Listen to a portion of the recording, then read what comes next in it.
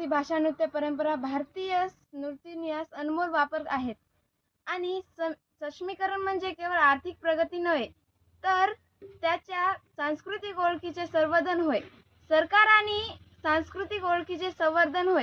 आणि समाजाचे मिळून संस्कृतीजनक करणारे गरजेचे आहे. निष्कर्ष: आदिवासी सक्षमीकरण हे भारताचे सर्वांगीण विकासाचे मूळ आहे. जेव्हा आदिवासी समाज काम करायला लागले, तेव्हा आपला भारत लय विकसित झाला होता.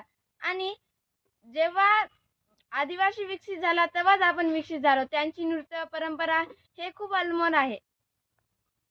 आणि जेव्हा त्यांनी जे रूढी परंपरा केली, तेच आपण वापरतो. आणि जे आदिवासी लोक जंगलात राहतात, काही तर आता खूप कमी आदिवासी लोक जंगलात राहतात.